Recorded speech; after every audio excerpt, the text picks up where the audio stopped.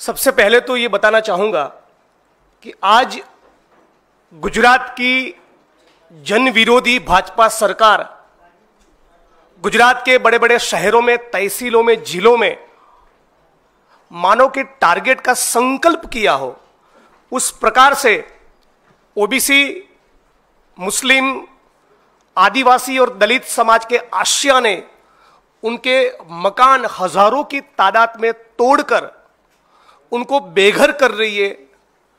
उस परिस्थिति में दूसरी तरफ मैं ढेरों शुभकामनाएं और ढेरों बधाई देना चाहूंगा।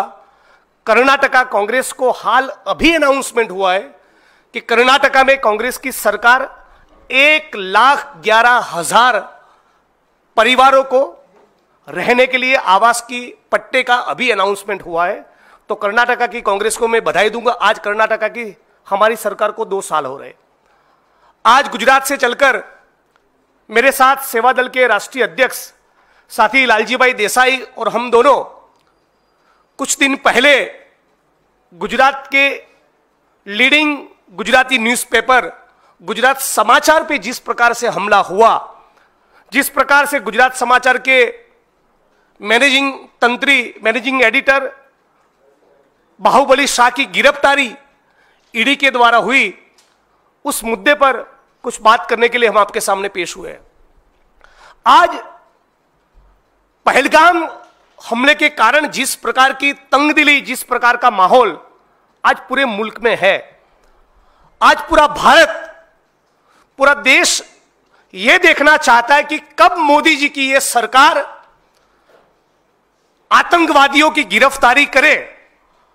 पहलगाम की वारदात के लिए जो भी आतंकवादी रिस्पॉन्सिबल उनकी गिरफ्तारी कब होगी, कब उनको पकड़ा जाएगा। वो पाकिस्तान वापस चले गए या हिंदुस्तान की सरजमी पर है, कहां पर है? इस बात का मोदी की सरकार के पास, भाजपा वालों के पास कोई जवाब नहीं है। इनको गिरफ्तार करने के बजाय इस मुद्दे पर सवाल उठाने वाले गुजरात के लीडिंग न्यूज़पेपर गुजरात समाचार, जिनकी 90 साल की विरासत है, उनके मालिक को, उनके मैनेजिंग एडिटर को टारगेट करना, वो अपने आप में भाजपा सरकार के रवैये के लिए बहुत कुछ कहते हैं। वो साफ तौर पे दिखा रहे हैं कि पहलगाम के जो कसूरवार है, पहलगाम के लिए जो लोग रिस्पॉन्सिबल है, उन टेररिस्टों को पकड़कर उनके खिलाफ पुख्ता कार्रवाई करनी, वो इस सरकार की प्राथमिकता नहीं है। उनकी प्राथमिकता यह है कि गुजरात समाचार जैसे अखबार जो लगातार पिछले 25 सालों से सत्ता को, आरएसएस को, भाजपा को, अमित शाह को, मोदी को लगातार कंसिस्टेंटली जो सवाल पूछ रहे, उनकी आवाज को कैसे बंद किया जाए। हम लोग गुजरात प्रदेश कांग्रेस समिति की ओर से, एआईसीसी की ओर से इस घटना की निंदा करते हैं, मांग करते हैं कि गुजरात की सरकार अपनी पोजीशन को स्पष्ट करे कि क्या वो कारण है कि अचानक एक दिन इतने 25 साल पुराने मामले में आपको बाहुबली शाह जी की गिरफ्तारी करनी पड़ी। कौन है जो इन बाहुबली से गुजरात में डर रहा है? क्या सवाल पूछने पे पत्रकारों को और भी गुजरात में टारगेट किया जाएगा? कुछ साल पहले प्रशांत दयाल नाम के वहां के सीनियर जर्नलिस्ट को सेडिशन के चार्जेस में उनके खिलाफ मुकदमे दर्ज किए गए। विजय रूपानी की सरकार जा रही है, ऐसा एक एजम्पशन करने पर धवल पटेल नाम के पत्रकार को राष्ट्रद्रोह का आरोपी बनाया। पिछले कुछ दिनों हमने हम सभी ने देखा, न्यूज क्लिक हो, न्यूज लॉन्ड्री हो, बीबीसी हो, दैनिक भास्कर हो, एनडीटीवी हो, बहुत से मीडिया आउटलेट्स के ऊपर मोदी की सरकार ने बार बार हमला बोला है। वो नहीं चाहते कि इस मुल्क में कोई भी कवि, लेखक, पत्रकार, बुद्धिजीवी, एनजीओ, एक्टिविस्ट, मीडिया आउटलेट और या विपक्ष का कोई भी व्यक्ति इनको तीखे सवाल पूछे। ये बात को मोदी की सरकार हेजम नहीं कर पा रही है। अभी हाल ही में मुझे किसी ने बताया कि गुजरात समाचार के खिलाफ इस बात तक का भी गुस्सा है कि पहलगाम के मुद्दे पर बार बार मोदी जी की सरकार को एक्सपोज कर रहे थे। 90 साल से उनका एक लंबा इतिहास रहा है। और मैं कहना चाहूंगा, इस गुजरात समाचार अखबार ने मेरे खिलाफ भी लिखा है, कांग्रेस की नीतियों के खिलाफ भी लिखा है, कांग्रेस को जब सवाल पूछना था तब सवाल पूछे, तीखे सवाल पूछे, लेकिन कांग्रेस की जब सरकारें हुई तब कांग्रेस ने कभी उनके वहां ईडी तो नहीं भेजी, कभी वहां सीबीआई तो नहीं भेजी, कभी वहां इनकम टैक्स का रेड तो नहीं करवाया, कभी मुकदमे तो दर्ज नहीं किए। और पिछले 5 से 6 साल के दौरान अनगिनत बार इनकम टैक्स और ईडी के लोगों ने बाहुबली शाह, श्रेयांश शाह, गुजरात समाचार के परिवार के लोगों को बहुत से सवाल पूछे, बहुत से इंट्रोगेशन हुए, लेकिन कभी गिरफ्तारी नहीं हुई। पहलगाम के मुद्दे पर गुजरात समाचार ने अपनी धार को और भी तेज कर दिया, और भी तीखे सवाल पूछना चालू किया, क्यों आज भी इन आतंकवादियों की गिरफ्तारी नहीं हो रही? क्या यही सवाल पूछने पर गुजरात समाचार को टारगेट किया जा रहा है? यह सवाल मैं मोदी जी और भाजपा की सरकार को पूछना चाहता हूं।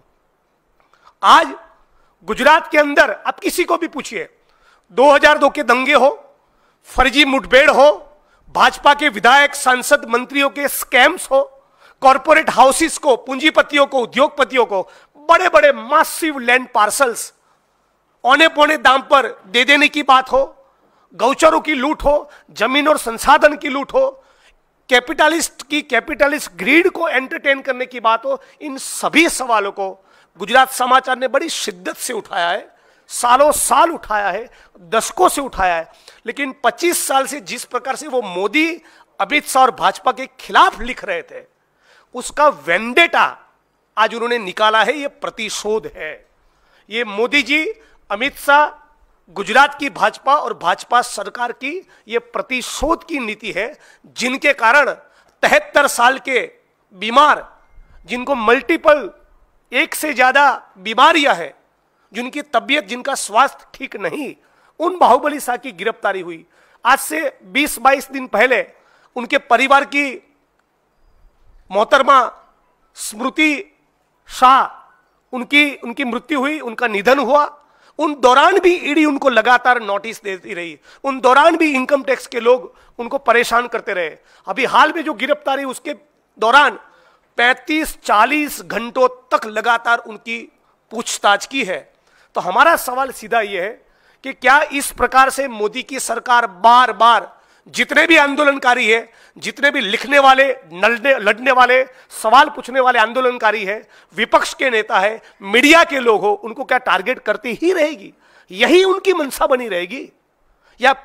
या इस देश की जनता के सामने मोदी सरकार बताएगी कि वो आज आतंकवादी कहां पर है, क्यों उनकी गिरफ्तारी नहीं हो रही? क्या मोदी की सरकार, भाजपा की सरकार पार्लियामेंट का स्पेशल सेशन बुलाकर दूध का दूध और पानी का पानी करना चाहेगी? क्या बताना चाहेगी कि पुलवामा क्यों हुआ? मोदी और अमित शाह के रहते हुए पुलवामा क्यों हुआ? यह सवाल गुजरात समाचार पूछ रहा था। यदि मैं गलत नहीं तो पुलवामा के वक्त गुजरात समाचार का एक हेडलाइन था, 56 इंच की कायरता। इस हेडलाइन से मोदी जी को, अमित शाह को और भाजपा को बड़ी तकलीफ हुई थी। उसी प्रकार के हेडलाइन बार बार गुजरात समाचार दे रही है, बार बार भाजपा के विधायक, सांसद, मंत्री उनको एक्सपोज कर रही है, और इन्हीं के कारण इनको गिरफ्तार किया गया, उनको टारगेट किया गया। और इसलिए हम लोग गुजरात से चलकर आकर आज इस प्रेस कॉन्फ्रेंस के माध्यम से इस पूरे एपिसोड की निंदा करते हैं और यह मांग करते हैं कि इनके खिलाफ या किसी भी मीडिया आउटलेट के खिलाफ इस प्रकार से टारगेट करने की कोशिश भाजपा वाले न करें। यह बात आपके बीच में रखना चाहते थे। बाकी के कुछ मुद्दों पर सेवा दल के हमारे साथी राष्ट्रीय अध्यक्ष लालजी भाई देसाई बात करेंगे, वो भी गुजरात के कुछ पहलू पर बताएंगे।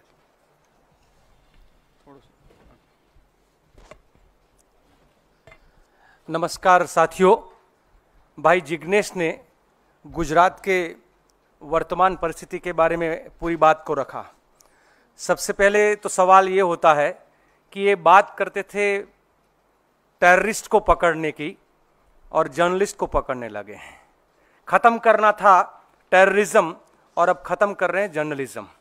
ये देश का एक ऐसी आवाज कि जब कोई भी पार्टी हो, राजनीतिक पार्टी हो, हमारे देश के अर्थ सत्ता यानी कि बाजार की सत्ता हो, समाज की, धर्म की या राज्य की सत्ता, जब वो अपने सत्ता के नशे में चकनाचूर हो जाए तो उसको सवाल पूछने का और समाज का आईने के रूप में अगर कोई खड़ा होता है तो वो हमारा मीडिया है।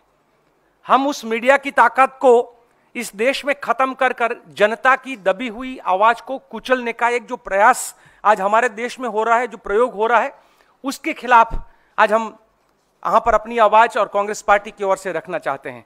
कभी कुणाल कामरा एक गीत के माध्यम से आवाज अपनी रखता है, कहीं नेहा सिंह रखती है बात को, या कहीं गौरी लंकेश कहीं बात रखते हैं, तो हर जगह पे आप देखिए हो क्या रहा है। या जैसे गौरी लंकेश का मर्डर होना, वो उस बात का मैसेजिंग था कि आप आवाज उठाओगे तो मारे जाओगे, आप आवाज उठाओगे तो आपको बेघर होना पड़ेगा। गुजरात में एक हमारा कलीम करके एक पत्रकार है, उसने आवाज उठाई तो उसके ऊपर केस हो गया। जिग्नेश ने जब आवाज उठाई मीडिया के माध्यम से, सोशल मीडिया के माध्यम से, तो आसाम में उसके पर एफआईआर हो जाती है। हमारा हर व्यक्ति, जैसे गुजरात समाचार में आज इसकी बात यहां करना चाहता हूं, भाई जिग्नेश ने भी कहा कि कई बार कांग्रेस के खिलाफ भी उन्होंने लिखा है, पर इस प्रकार की बदले की भावना से कांग्रेस ने कभी काम नहीं किया। आप सब जानते हैं कि जिस प्रकार से गुजरात समाचार के 2-2.5 दशक पुराने मनी लॉन्ड्रिंग के केस में, तो भाई आप जब सीएम थे गुजरात के, आप जब गुजरात का पूरा राज्य आपके पास तब भी था, आज भी था, तो ये कैसे हो रहा था? तब आप क्या कर रहे थे? तब आपने नहीं, पर जब आपको लगा कि अब आपके सत्ता को सवाल उठाकर ये पूछ रहे हैं कि पुलवामा हो या पहलगांव हो, हर जगह पे ये आप क्या कर रहे हो? आप वहां पर सामूहिक बलात्कार के घटना के बिल्किस बानो वाले केस में जो दोषी जिसको कोर्ट ने माना था, वो दोषियों को जमानत मिलने पर या उनको सरकारी मदद से रिहा करवाकर आप उनका जो स्वागत का ढिंढोरा पीट रहे हो, और उसके खिलाफ जब कोई आवाज उठाएगा तो उस आवाज को आप कुचल दोगे। गुजरात में हो क्या रहा है? 45% बच्चे कुपोषित है, उसकी आवाज उठाओगे? या जिनके घर गिर रहे हैं उनके बारे में आवाज उठाओगे? या किसानों की जमीन के बारे में आवाज उठाओगे? तो आपको देशद्रोही के नाम पर आप पर एफआईआर होगी और आपको तुरंत ही वो लड़ाई लड़ना मुश्किल होगा। गुजरात एक ऐसा राज्य है जहां पे 365 दिन 144 लगी रहती है, जो पुरानी जो 144 धारा हम लोग कहते थे, ताकि आप कोई भी आंदोलन ना कर सको। हर जगह पे जब आंदोलन करना हो तो वो आंदोलन से पहले वहां पर 144 लगी हुई है, तो कोई भी आपको परमिशन वहां पर नहीं मिलेगा। ये गुजरात का जो मॉडल जिसके बारे में पूरे देश में मार्केटिंग होता है, वो एक्चुअली गुजरात का मॉडल नहीं है, वो मोदानी मॉडल है।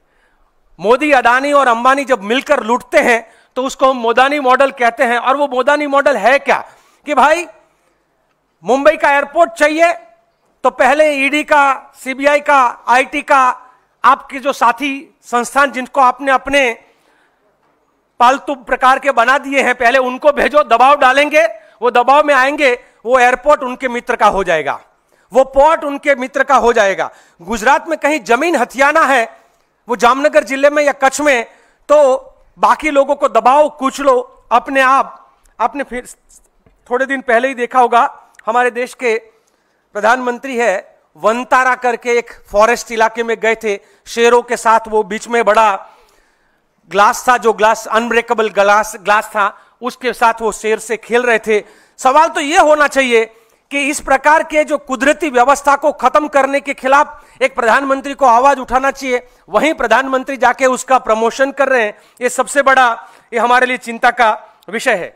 वहां पर एससी, एसटी और ओबीसी के स्टूडेंट्स को पढ़ने से लेकर वहां पे मेरिट में आने का जब होगा, तो ओरल के नाम पर एक पूरी की पूरी साजिश के तहत एससी और एसटी, ओबीसी के लड़का लड़कियों को डीमेरिट कर दिया जाएगा, और उसकी आवाज कोई उठाएगा तो उस पत्रकार के खिलाफ वहां पर जो है वो तुरंत एक्शन होगा, ना कि इस प्रकार का काम करने वाले। तो ये जिसको लोग गुजरात मॉडल के नाम पर बेच रहे हैं, वो एक्चुअली देखा जाए तो एक जातिवादी, एक धर्मांध और बाजार की ताकत को मिलाकर बनी हुई राज्य सत्ता का यह मॉडल है, और एक तरीके से साम्राज्यवादी मॉडल है। और उस साम्राज्यवादी मॉडल के खिलाफ गुजरात समाचार जब आवाज उठाएगा, तो बात कहा इन्होंने, 73 साल की उम्र, बीमार, रात के अंधेरे में क्या किसी का मर्डर किया था? क्या किसी की जमीन को लूट लिया था? क्या किसी के घर पर वहां पे डाका डाला था? बुलडोजर तो आप रात के अंधेरे में भेजते हो और गरीबों के आसियाने गिराते हो, उन पर कोई एक्शन नहीं होता है। आप जब लोगों को ठान करके जगह 3-3 दलितों का मर्डर करने वाले को गिरफ्तार नहीं करते हो। आप अपने एमएलए जिसको कोर्ट ने दोषी माना है उसको आप गिरफ्तार नहीं करते हो बलात्कार के केस में। आप अपने मंत्री के बेटे जो हजारों करोड़ का भ्रष्टाचार करते हैं तो वहां पर तो सीबीआई या ईडी वहां पर तो नहीं जाता है। आप अपना सांसद जिसने सबसे ज्यादा खनन माफिया किया वहां पर तो आपका ईडी या सीबीआई नहीं जाता है। तो ये जर्नलिज्म पर आप अटैक क्यों कर रहे हैं, ये सबसे बड़ा आज के गुजरात के मॉडल का सवाल है। मैं मेरी बात को खत्म करते हुए इतना ही कहूंगा कि जिस प्रकार से गुजरात के अंदर मीडिया की आवाज को, एक्टिविज्म की आवाज को और जनता की आवाज को दबाकर आप सबके सामने जो गुजरात मॉडल दिखाया जा रहा है वो मोदानी मॉडल है, वो गांधी और सरदार का गुजरात का मॉडल नहीं है। सवाल तो ये है कि आज अमित मालविया को सीरियसली कौन लेता है, क्योंकि उसकी जो हर ट्वीट या हर पोस्ट जो होती है वो हमेशा ही बेसलेस होती है और भड़काने वाली होती है। कभी कभी उसी की पार्टी को माफी मांगना पड़ता है कि सॉरी ये पार्टी का स्टैंड नहीं है। तो ऐसे पूछ रहे हैं कि पाकिस्तान के कितने प्लेन डाउन हुए। राहुल गांधी ये ज़रूर पूछ रहे हैं कि हमारे कितने प्लेन जो है वो गिराए गए। इस पर क्या कहेंगे? ये हमारे देश के सर्वोच्च जो सेना के साथी लोग जो बैठे थे तीनों, उन्होंने कहा कि वहां पर अटैक करने के बाद कितने मरे वो लाशें गिनने का हमारा काम नहीं है, हमारी सेना भी बोल रही है। तो उनका जो नुकसान हुआ है उसकी चिंता पाकिस्तान को करना चाहिए, हमारे देश के लीडर को हमारे देश की चिंता करनी चाहिए। और मुझे लगता है हमारे देश की चिंता, और खुले तौर पे कहा है कि आइए संसद में चर्चा करिए कि क्या हमने जो हमले किए हमको टेररिज्म खत्म करने के लिए, उसकी वजह से हमने उनका क्या क्या नुकसान किया, कैसे टेररिज्म खत्म होगा, हमारे देश का क्या रणनीति है। तो ये संसद में चर्चा खुले तौर पे करने के लिए आह्वान दिया है, उसके लिए संसद बुलाने की मांग कांग्रेस पार्टी ने भी की है। तो ये मुझे लगता है कि इसके बारे में सोचना चाहिए। और खास करके जयशंकर जी ने, राहुल जी ने जो सवाल पूछा है तो उसका आधा सवाल की जगह पे उसको पूरा, आज तक भारत के इतिहास में कभी ऐसा नहीं हुआ है कि कहीं पर हम अटैक करने वाले हो और अटैक जहां करने वाले हैं उनको पहले से आगाह करके बोले भाई हम अटैक करने वाले हैं, तो क्या हम चेतावनी दे रहे थे खाली कर दो हम आ रहे हैं? क्या हमारे देश की मिलिट्री का, हमारे देश की एयरफोर्स का यह अपमान नहीं है कि हमारे देश के एयरफोर्स अपनी रणनीति के तहत स्ट्रेटेजिक पॉइंट पे जहां अटैक करने वाली हो और वही स्ट्रेटेजी आप उनको 2 दिन पहले बता दो? मुझे लगता है देश के साथ धोखा है। जिग्नेश सर, अभी आपने स्टेटमेंट में कहा है कि सवाल ये भी खड़ा होता है कि पहलगाम में जो टेररिस्ट इन्वॉल्व थे उनको अभी तक गिरफ्तार क्यों नहीं किया गया। ये सवाल लगातार विपक्ष उठा रही है। महबूबा मुफ्ती की एक प्रेस कॉन्फ्रेंस हुई है, उन्होंने भी यही कहा है कि हमने इससे क्या गेन किया है ये नहीं पता, लेकिन बहुत सारे लोगों ने अपने घर खोए हैं, अपनी जानें गंवाई हैं। तो मेरे हिसाब से ऑपरेशन सिंदूर जो है वो 0 आउट ऑफ 0 है। इस पर आप क्या कहना चाहेंगे?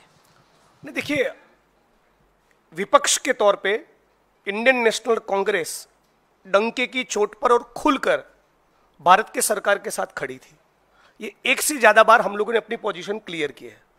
हमारी सेना के जवानों ने जो शौर्य दिखाया उसको हम कल भी सैल्यूट करते थे, आज भी करते, परसों भी करेंगे।